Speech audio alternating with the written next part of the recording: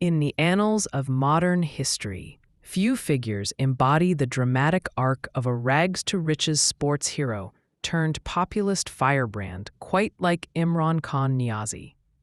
Born into privilege in the bustling heart of Lahore, Pakistan, on October 5, 1952, Khan's life reads like a Hollywood script. A dazzling cricketer who captained his nation to glory, a philanthropist who built empires of hope from personal tragedy, and a prime minister whose tenure ignited both fervent adoration and fierce backlash. For an American audience, think of him as a blend of Tom Brady's gridiron triumphs, Arnold Schwarzenegger's improbable leap from bodybuilding to the California governorship, and Donald Trump's unfiltered populism, all wrapped in the cultural and political complexities of South Asia. Khan's story is not just one of personal ascent. It's a lens into Pakistan's turbulent soul, a nation forged in the fires of partition, shadowed by military coups, and strained by economic woes and geopolitical chess games with superpowers. As of December 10, 2025, Khan sits in Adiala jail, a symbol of defiance amid over 180 legal cases that his supporters decry as a witch hunt. Yet his Pakistan Tehreek-e-Insaf (PTI) party remains a juggernaut, winning the most seats in the 2024 elections despite being barred from the ballot. This biography, drawn from exhaustive accounts of his life, traces Khan's odyssey from Oxford's manicured lawns to Islamabad's power corridors, highlighting triumphs, scandals, and the unyielding charisma that has polarized a nation of 240 million. Early life and education, 1952-1971. Imran Ahmad Khan Niazi entered the world in Lahore's affluent model town neighborhood, the only son among 5 siblings in a Pashtun family of landowners and engineers. His father, Ikramullah Khan Niazi, was a civil engineer whose roots traced back to the rugged Niazi tribe in Mianwali, a dusty district in Punjab province. His mother, Shaukat Khanum, hailed from the Burki clan, a lineage boasting cricketing legends like cousins Javed Burki and Majid Khan, both future captains of Pakistan's national team. This cricketing DNA would soon pulse through young Imran's veins. Pakistan itself was a fledgling state, barely 5 years old when Khan was born.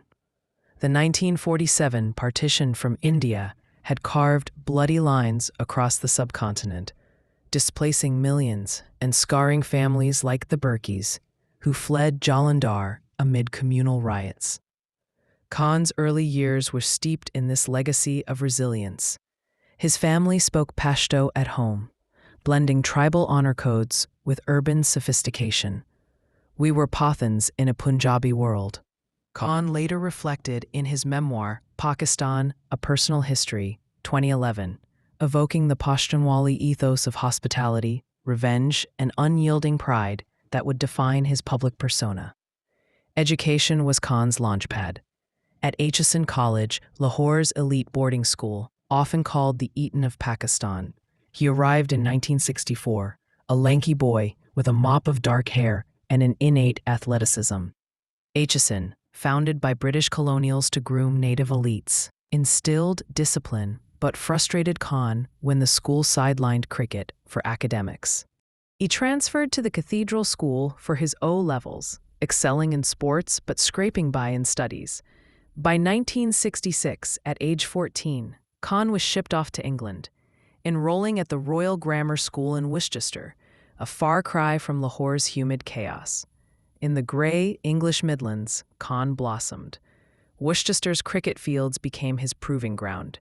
He captained the school team, honing a fierce, fast bowling style that terrorized batsmen. Off the pitch, he navigated cultural whiplash, tea-time etiquette clashing with Pashtun bravado. "I was always the outsider," he told biographer Christopher Sanford in Imran Khan, The Autobiography, 1992. Rejected by Cambridge, he gained admission to Oxford's Keble College in 1972, pursuing philosophy, politics, and economics, PPE, the same degree that shaped Bill Clinton and David Cameron. Oxford was Khan's crucible. Amid tutorials on lock and marks, he captained the university cricket team, smashing boundaries against Cambridge in the annual varsity match. Summers were spent touring with British universities, where his raw talent caught scouts' eyes. Yet academics lagged. He scraped a third-class degree in 1975, more interested in the pitch than the page. By then, cricket had chosen him, and Pakistan called.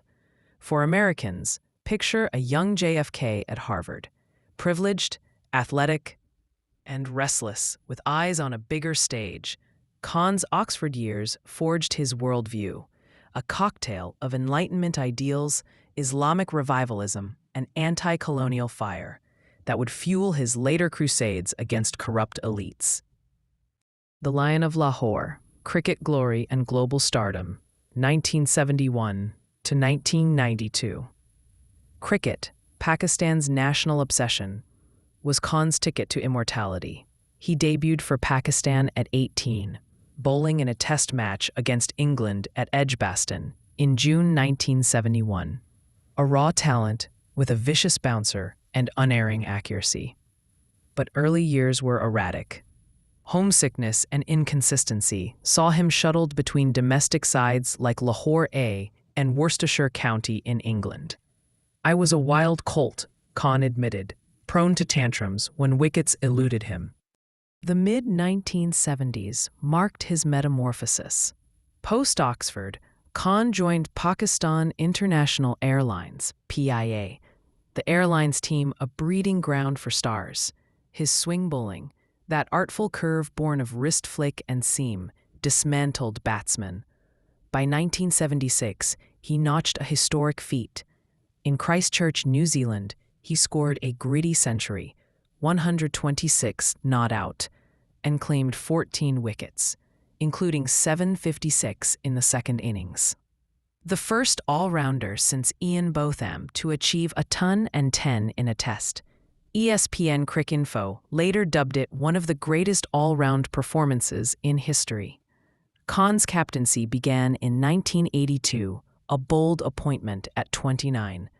Pakistan, then a middling test side, transformed under him. He demanded fitness, banning players from late nights, and pioneered neutral umpires, combating match-fixing whispers that plagued subcontinental cricket. Victories piled up. A shock series win in England, 1987, the first in 28 years. A triumphant tour of India, 1987, where he took 40 wickets at 13.95 average.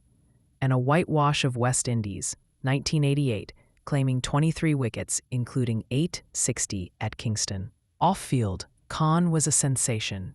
In London's glittering scene, he hobnobbed with Princess Diana, Mick Jagger, and Goldie Hawn. The playboy cricketer splashed across tabloids. His tousled hair, piercing eyes, and 6-foot frame made him catnip for the press. Romances with socialites like Emma Sargent, 1982 to 1986, fueled headlines. But whispers of a wild side, late-night parties, no alcohol, but plenty of charisma, hinted at inner turmoil. The pinnacle came in 1992, the Cricket World Cup in Australia and New Zealand. Pakistan, underdogs after a pool stage slump, lost to India, West Indies, rallied. Khan, 39 and waning, led by example. A match-winning 72 in the semi-final against New Zealand, then 72 again in the final against England at Melbourne. With the score tied at 249, Khan's tactical genius shone, recalling Wasim Akram for a devastating over, securing victory by 22 runs. "We played like cornered tigers," Khan roared post-match, hoisting the trophy amid fireworks. Stats cement his legend: 88 tests, 3,807 runs at 37.69, 362 wickets at 22.81, 175 ODIs, 3,709 runs, 182 wickets. Inducted into the ICC Hall of Fame, 2009, he's Pakistan's greatest all-rounder. A bridge from colonial pastime to national unifier. For U.S. fans, Equate it to Michael Jordan's Bulls dynasty, glory laced with grit, elevating a nation's spirit. Retirement followed swiftly. At Lahore's Gaddafi Stadium, Khan bowed out, tearful amid adulation. But loss loomed. His mother's death from cancer in 1985 had already scarred him. Cricket had been escape. Now purpose beckoned. From personal grief to public good, philanthropy and awakening, 1985 to 1996. Khan's post-cricket life pivoted on tragedy. Shaukat Khanum's 1985 death from colon cancer, untreated in Pakistan's nascent medical system, shattered him. It was a watershed, he said, vowing to build a world-class facility for the poor. In 1989, he launched the Imran Khan Cancer Appeal, barnstorming Pakistan and the diaspora with rallies that drew millions. Donors, from laborers to tycoons, poured in. By 1994, the Shaukat Khanum Memorial Cancer Hospital opened in Lahore, a gleaming beacon treating 70% of patients free. Over 24 years, it has cared for 75% subsidized, spending billions on the indigent. Philanthropy became Khan's redemption. As UNICEF's Special Representative for Sports 1994, he championed immunization in South Asia. He founded Namal University 2008 in Mianwali, a tech haven for rural youth, and the Imran Khan Foundation 1995 for disaster relief, auctioning his World Cup bat for $20,000 after 2001 floods. A Sufi spiritual turn shed his playboy skin. Khan embraced Islamic mysticism, fasting rigorously and quoting Rumi. "Cricket taught me discipline, faith gave it meaning," he wrote. This era humanized him for Americans. Like Oprah Winfrey, channeling trauma into empire building, Khan's charities bridged class chasms in a stratified society. Yet whispers persisted. Was this genuine piety or political prelude? The political tsunami, founding PTI and the long march to power, 1996 to 2018. Politics lured Khan in 1996, amid Pakistan's carousel of corruption under Benazir Bhutto and Nawaz Sharif. He founded PTI on April 25 in Lahore, a one-man band railing against feudal lords and dynasties. "I saw the cancer of graft eating our nation," he declared at the launch, drawing a few hundred idealists. Early years were brutal. In 1997 elections, PTI garnered less than 1% vote, 0 seats. Khan, contesting from Mianwali, lost narrowly but cried foul. He backed General Pervez Musharraf's 1999 coup, a necessary evil, but soured when Musharraf clung to power. By 2002, PTI scraped 1 seat, Khan's own in NA 71. House arrest followed in 2007 during Musharraf's emergency. Khan escaped, joined student protests, and endured a week in Dera Ghazi Khan jail.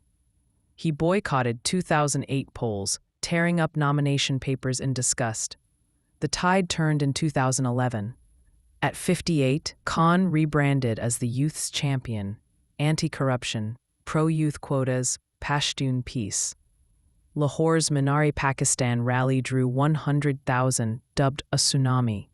He slammed U.S. drone strikes as terrorism, earning Taliban threats. He withdrew a rally, offering safe passage. In 2013, a pre-election tumble from a stage, 4 vertebrae fractured, burnished his martyr image. PTI surged, winning Khyber Pakhtunkhwa province. Khan became opposition lion. 2014's Azadi March, a 126-day Islamabad sit-in with cleric Tahir el-Qadri, paralyzed the capital, demanding Sharif's ouster over rigging. Violence erupted, 3 dead, but Khan's oratory mesmerized. "This is not about me, it's about a new Pakistan." The Panama Papers, 2016, vindicated him. Sharif's offshore leaks led to his 2017 disqualification. 2018 was coronation. Khan contested and won 5 National Assembly seats. A record. PTI's 116 seats edged a coalition. On August 18, at 65, he was sworn in as Prime Minister. "We will not disappoint," he vowed. Eyes on eradicating poverty in 5 years. Critics cried, "Selected, military puppet." But for millions, he was Messiah. To U.S. eyes, Khan's rise mirrors Bernie Sanders' grassroots fury, outsider versus establishment, with charisma trumping coffers. Prime Minister Khan, reforms, crises, and geopolitical gambits, 2018-2022. Khan's premiership was a whirlwind of ambition and adversity. Domestically, he slashed bureaucracy, PM staff, from 524 to 2, auctioning luxury cars and even buffaloes for austerity. The Assas program, the world's largest cash transfer scheme, aided 10 million during COVID-19 with transparent stipends. Environmentally, Plant for Pakistan, 2018, aimed for 10 billion trees. He scrapped coal plants, targeting 60% renewables by 2030. Accountability raids recovered 426 billion rupees from tax dodgers. Yet economy faltered. Inherited debt from China-Pakistan Economic Corridor ballooned. U.S. aid cuts 2018 under Trump stung. Khan shunned IMF bailouts initially, courting Saudi and UAE loans, but relented in 2019 for $6 billion. Inflation hit 25% by 2022. Critics like economist Atif Mian quipped, "He inherited a bad economy and left it worse." Foreign policy dazzled. Khan brokered U.S. Taliban talks, 2018 to 2021. Easing Afghan tensions. Post-Pulwama attack, 2019. India's Balakot strikes prompted Operation Swift Retort. Pakistan downed jets, released pilot Abhinandan Varthaman in a goodwill gesture. Khan's Russia visit, February 2022, first in 23 years, coincided with Ukraine invasion. He abstained from UN condemnation, securing cheap oil. Why choose sides in others' wars? He asked, echoing non-aligned ghosts. Socially, missteps marred. A 2021 remark linking rape to women's attire drew rape apologist fire. He backpedaled, but damage stuck. COVID response. Smart lockdowns over full shutdowns saved livelihoods but spiked cases. 1.2 million by 2022. For Americans, Khan's term evokes Obama's hope and change rhetoric, clashing with Biden-era supply chain snarls. Visionary but vexed by realities. The fall. Ouster, conspiracy claims, and assassination shadows, 2022 to 2023. Hubris met nemesis in March 2022. Coalition fractures and opposition no-confidence motion loomed. On March 27th, Khan waved a cipher at a Lahore rally, alleging U.S. conspiracy over his Russia trip. "They want me gone because I defy their hegemony." Leaked later to The Intercept, it showed U.S. displeasure, but no direct plot. April 10th, 174-0 vote ousted him. Pakistan's first via no confidence. Protests erupted. Khan toured, vowing comeback. November 3rd, Wazirabad rally. Bullets grazed his leg in an assassination bid. "The establishment tried to kill me," he claimed. Finger military brass. Shooter Khadim Hussain Rizvi confessed, but implicated others. Investigation stalled. Legal tsunami followed. Toshikhana case, 2022. Undisclosed state gift sales barred him from office for 5 years. Arrested May 9th, 2023, for Al-Qadir Trust graft. Riots killed 8. Sentenced to 14 years, January 2025. He called it judicial murder. Cipher leak, 10 years, 2024, overturned June.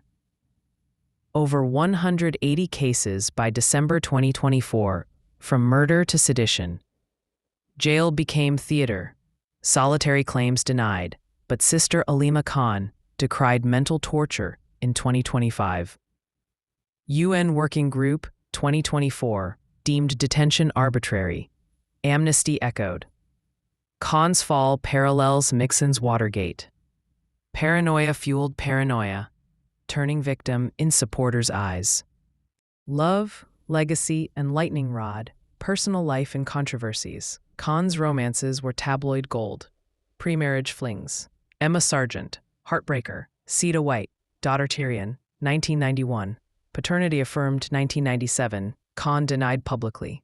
Till will named Jemima guardian. Jemima Goldsmith, 1995 to 2004.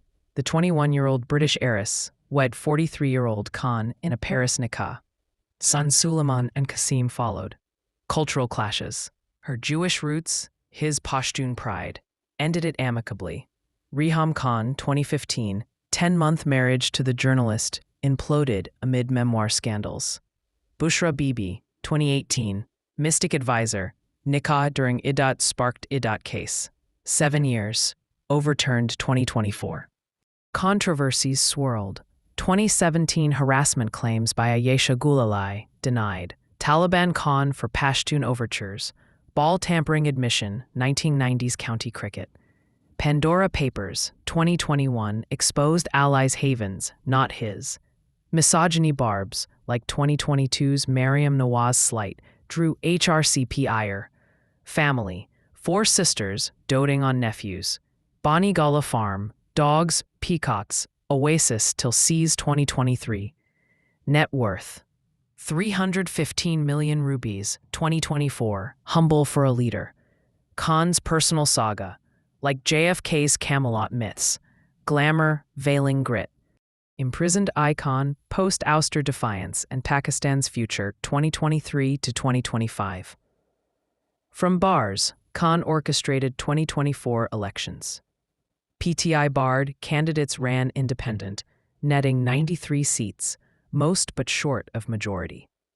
They stole our mandate, he thundered via smuggled speeches.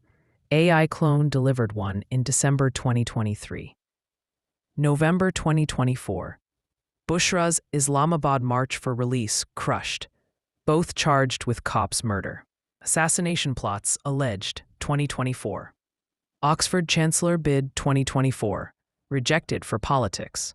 Son Qasim Khan begged international intervention, November 2025. As 2025 closes, Khan, 73, healthy per family, endures. PTI's Gohar Ali Khan leads, but Kaptan whispers strategy. Polls show 60% approval. Bloomberg, 2024, pegs him economy's top pick. Pakistan, economy limps, inflation 20%. Floods ravage, military looms. Khan's legacy, democratized politics, youth fire, but deepened divides. Will he rise again? As he quipped from jail, history favors the patient tiger. For USA, Khan's tale warns of populism's double edge, empowerment or echo chamber.